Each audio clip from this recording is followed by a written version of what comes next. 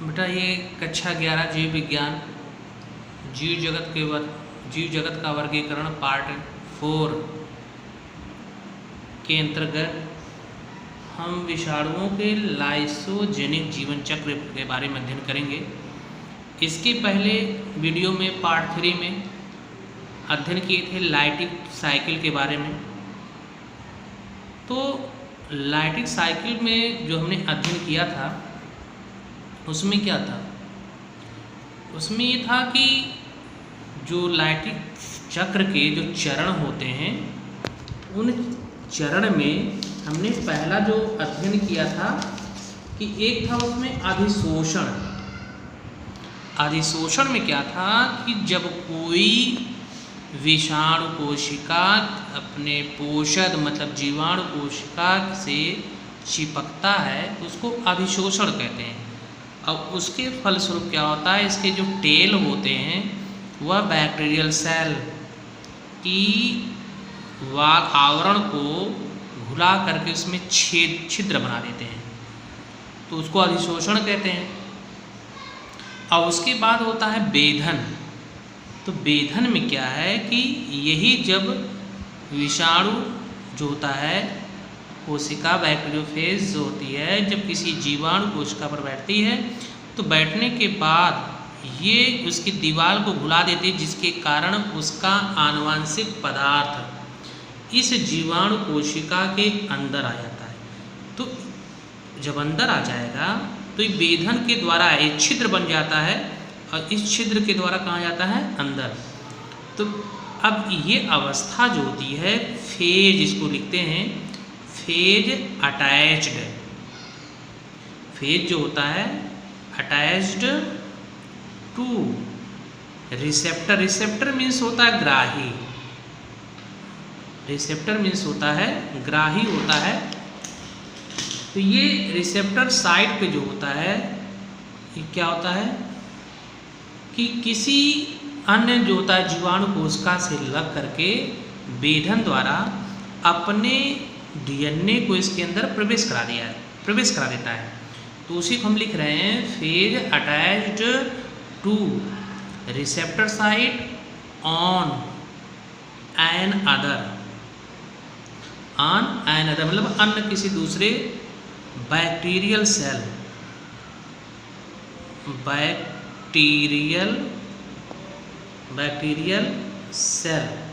ठीक है। पेनिट्रेट माने वेधन, penetrates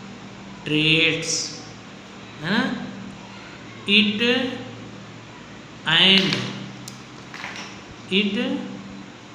and insert site DNA.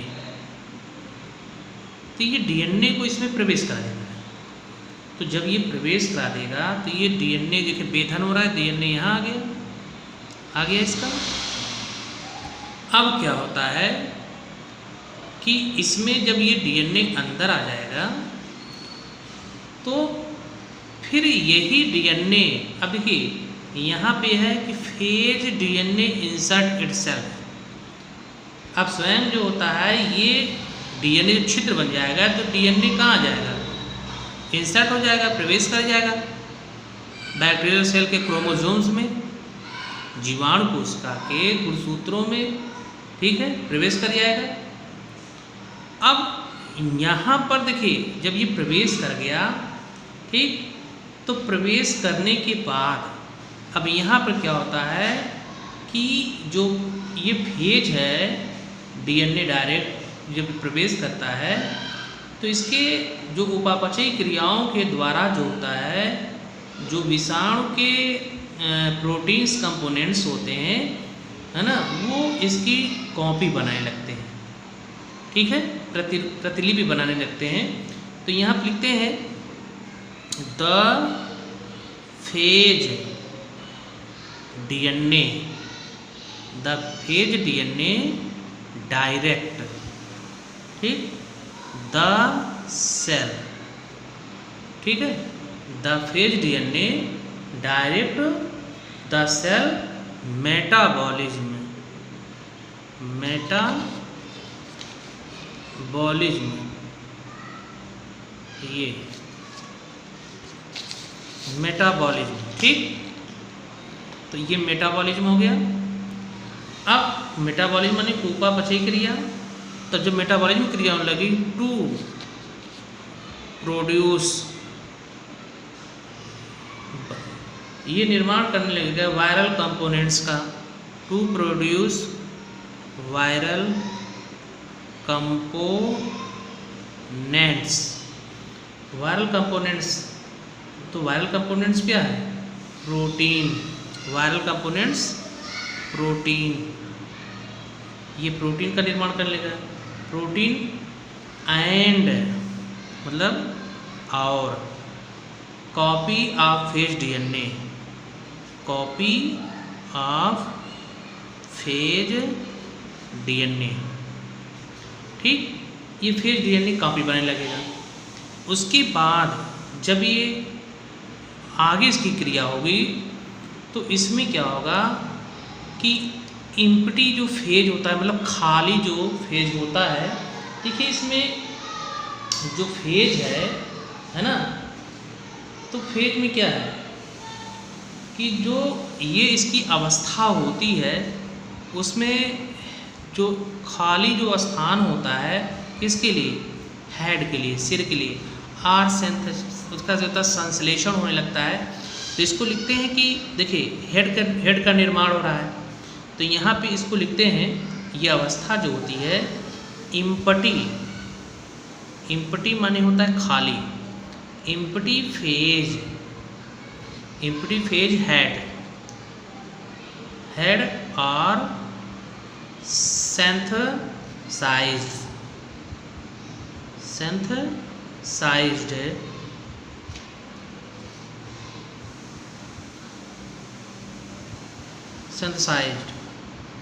ठीक।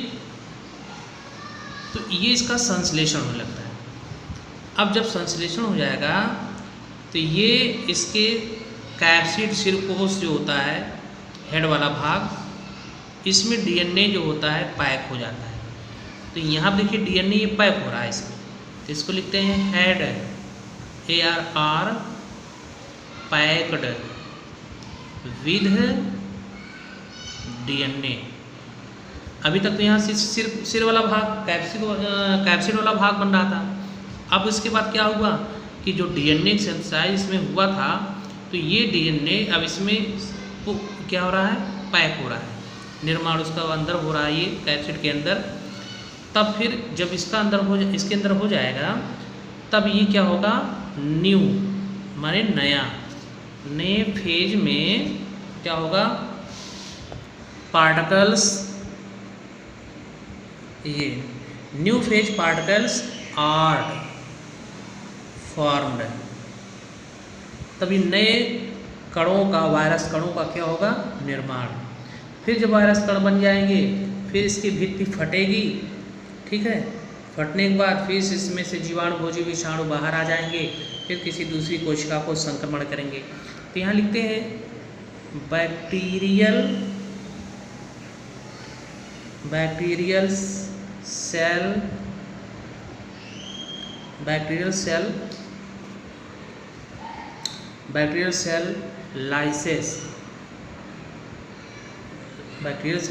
lysis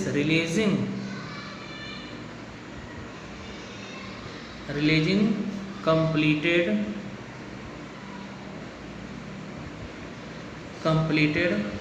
ineffective phase।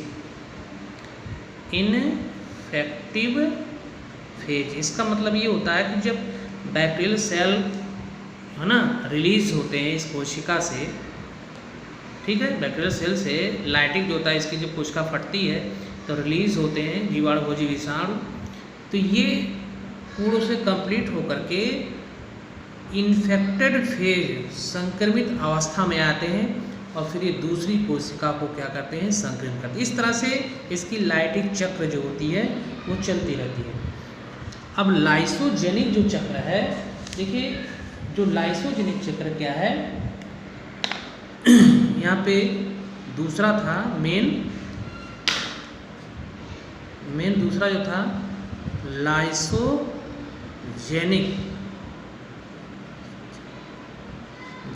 फेज। ये लाइसोजेनिक फेज में ये देखिए यहाँ ये इतना जो चक्र है लाइसोजेनिक फेज है, ये वाला भाग, ठीक, ये लाइसोजेनिक फेज है। तो लाइसोजेनिक, ये वाला लाइटिक फेज, ये लाइटिक फेज में हमने कहा था कि उसमें क्या था, चिपकना, ठीक है। चिपकना में मतलब क्या था कि अधिशोषण में जीवाणु कोशिका चिपक गई। फिर उसमें बेधन था, बेधन में ये कोशिका जो थी जीवाणुभोजी जीवाणु कोशिका बैठी, छिद्र बन गया, इसका डीएनए अंदर आ गया और इसके क्रोमोसोम से मिल गया।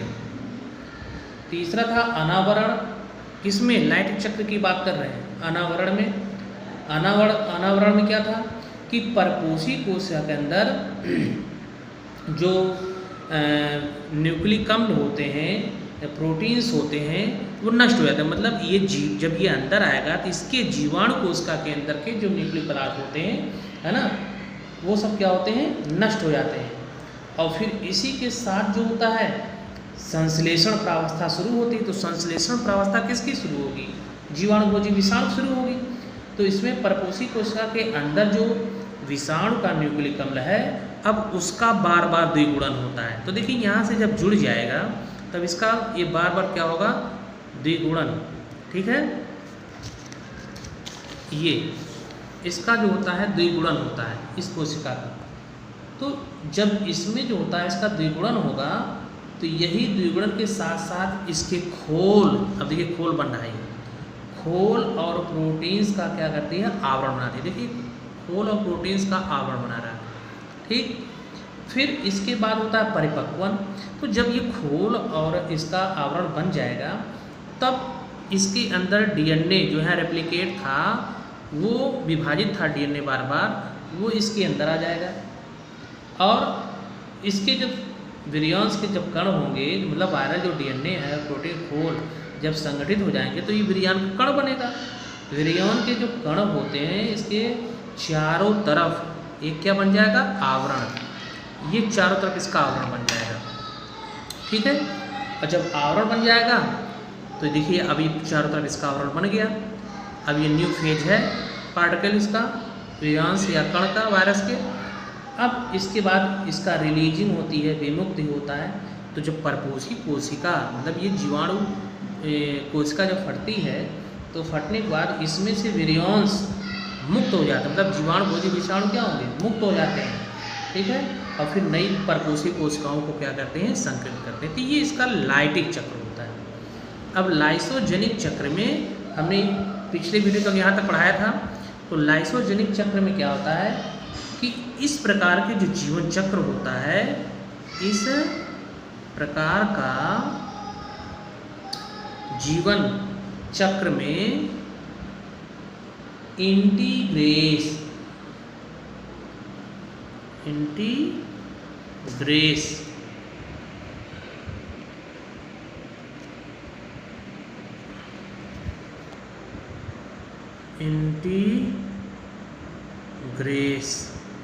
है ना, एंजाइम की सहायता से क्या करता है,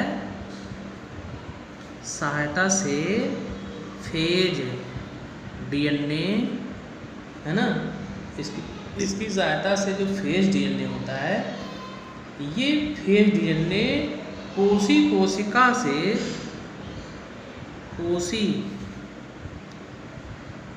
कोशिका के गुणसूत्रों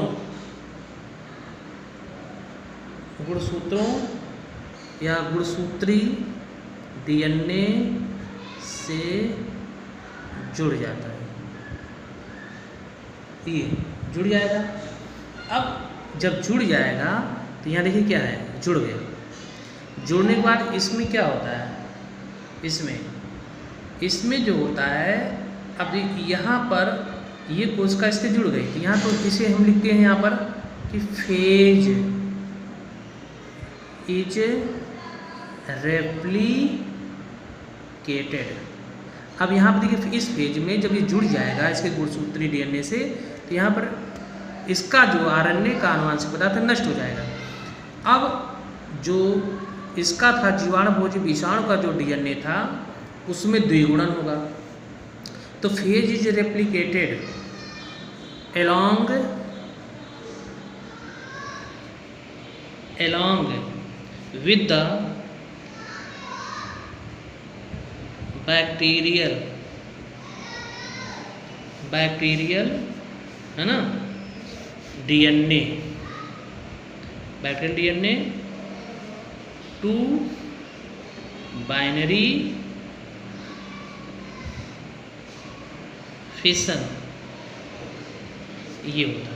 तो इसका जो होता है, अब देखिए जब ये जुड़ जाएगा तो हमने कहा था ना कि जब जीवाणु जीवाणु कोशिका में जीवाणुभोजी विषाणु का डीएनए आनुवंशिक पदार्थ अंदर आता है तो जीवाणु कोशिका के आनुवंशिक पदार्थ ये नष्ट हो जाते हैं और फिर जीवाणुभोजी विषाणु का जो ये आनुवंशिक पदार्थ होता है डीएनए, इसमें रेप्लिकेशन होता है, द्विगुणन होता है।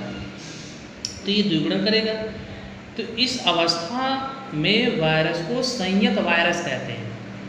और कोशी डीएनए जो होता है, कोशी डीएनए से अलग होने पर यह वायरल डीएनए लाइटिक चक्र प्रारंभ करता। तो जब इससे अलग हो जाएगा तब ये क्या करेगा, लाइटिक चक्र। तो अब यहाँ से इसके अवस्था में जब ये अलग हो जाएगा, देखिए यहाँ पे ये है, अब ये गुणन कर रहा है, ये अलग हो गया, अलग हो, तब अब कौन सी चक्र चल रहा है, अभी तो लाइटिक चक्र चल रहा है इतना ना, तो ये लाइटिक चक्र चलने लगेगा।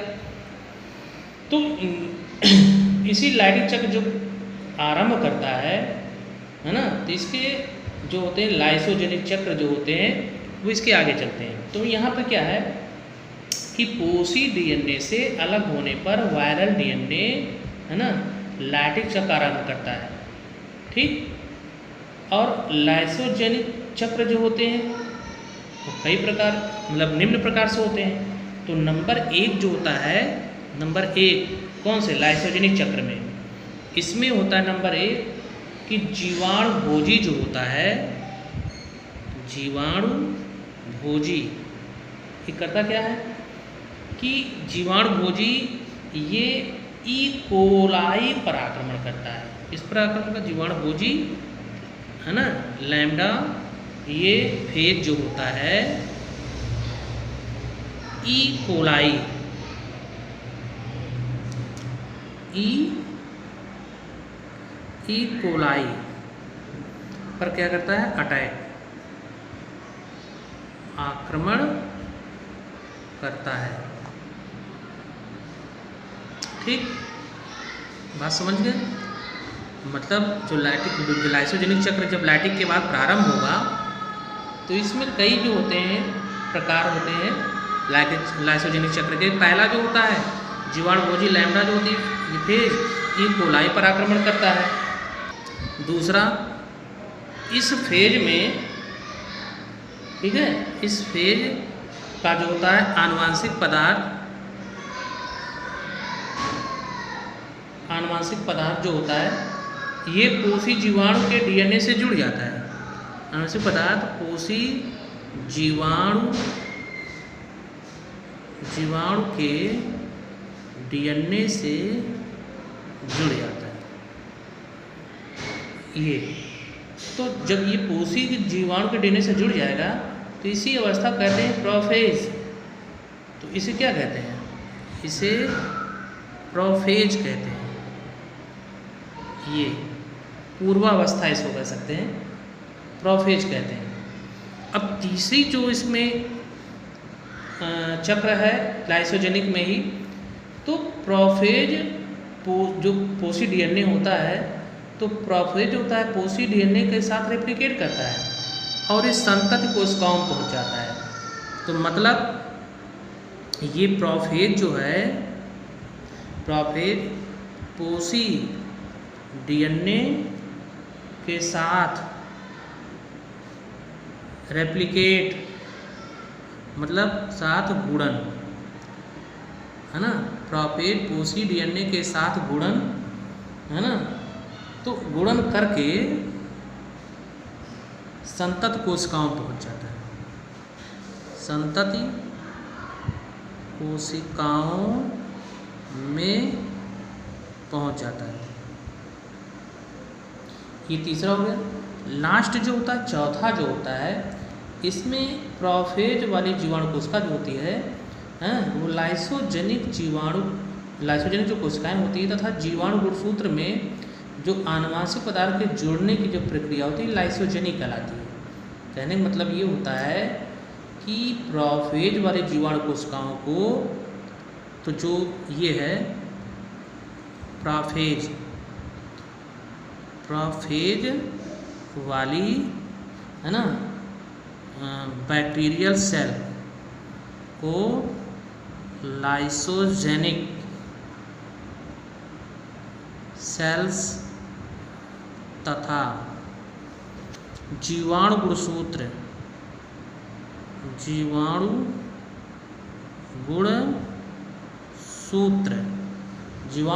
में क्या होता है, वायरल आनुवांशिक पदार्थ, वायरल माने विषाणु का आनुवांशिक पदार्थ जो होता है के जुड़ने की प्रक्रिया को लाइसोजेनी कहते हैं, लाइसोजेनी कहते हैं। अब देखिए ये चीज़ जो हमने पहले बताया कि यहाँ पर जब भाई इसमें से इसका जो आनुवांशिक पदार्थ अंदर प्रवेश किया था, तो प्रवेश करने के बाद ये जीवाणु कोशिका तो अंदर आया, तो ये जीवाणु कोशिका का आनुवांशिक पदार्थ है और ये इसका विषाणु कोशिका का आनुवांशिक पदार्थ है। तो जब इसके अंदर आएगा तो अंदर आने पर ये बैक्टीरियल सेल का आनुवांशिक पदार्थ नष्ट हो जाता है। जब ये नष्ट हो जाएगा, इसके द्रव नष्ट हो जाएंगे, तो ये विषाणु कोशिका जो डीएनए होता है इसका रेप्लिकेशन होगा, गुणन होगा, ठीक है। तो ये जाके जब ये अंदर आएगा तो अंदर आने के बाद ये इससे जुड़ जाएगा, किससे जुड़ जाएगा, जीवाणु कोशिका के आनुवांशिक पदार्थ से, तो उसका आनुवांशिक पदार्थ नष्ट हो जाएगा। इसके आनुवांशिक विषाणु के आनुवांशिक पदार्थ में क्या होगी कि रेप्लिकेशन होगा, द्विगुणन होगा। द्विगुणन में इसके जो होता है जो होता है आनुवांशिक पदार्थ विभाजित होंगे, कई बार विभाजन होता है। अब इससे 2 सेल बन जाएंगे, फिर दोनों सेल के बाद ये जो आनुवांशिक पदार्थ यहाँ पर मेटाबॉलिक उपापचयी क्रियाएँ होंगी, इसका हेड का आवरण बनेगा, उसके बाद इसमें आनुवांशिक पदार्थ प्रवेश करेंगे, फिर ये पूर्ण से कंप्लीट हो जाएगा। फिर ये जब बैक्टीरियल सेल वाल फट जाएगी, बैक्टीरियोफेज वायरस बाहर आ जाएंगे, इन्फेक्टेड फॉर्म में आ जाएंगे, संक्रमित अवस्था में आ जाएंगे, फिर किसी दूसरी कोशिका को ये संक्रमित कर देते हैं, ठीक है। तो ये जो है जीवाणु क्या कहते हैं कि विषाणु का जीवन चक्र था। अब इसमें जो है एक जीवाणु विषाणु है ना, तो ये तो आप इसके बारे में विषाणु के बारे में अध्ययन किए। अब इसके आगे का जो पार्ट होता है आप अगली वीडियो में अध्ययन करेंगे।